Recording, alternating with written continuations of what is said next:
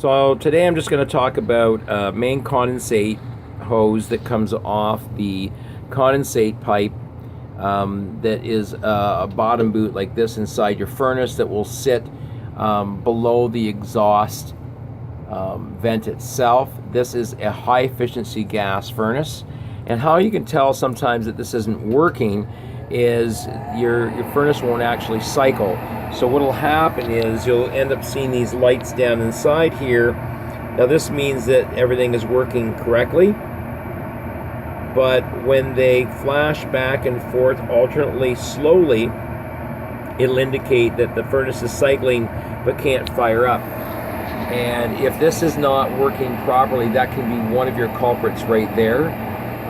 So this tube comes off quite easily. It just pulls out of here, and you disconnect it on both ends, and then take it. Sometimes just tapping it lightly in a laundry tub can clean the clog out. It's usually right in here where it gets clogged, and that's usually just mineral deposits and some sludge that collects in there, and that is connected to your exhaust port that goes out outside. And so what happens is condensation collects in there and water comes down in there. It goes to this main condensate internal pump and goes outside here to an external condensate pump, which also needs to be cleaned out at least once a year just so that it flows properly.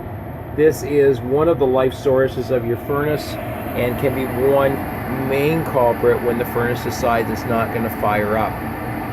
There's also an igniter coil that needs to be cleaned at least once a year.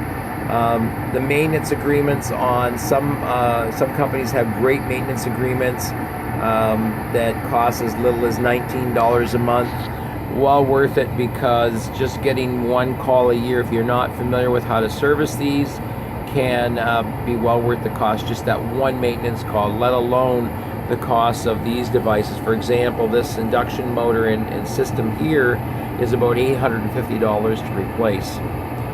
This is Kenny from Kenny's TV, just showing you a house maintenance tip.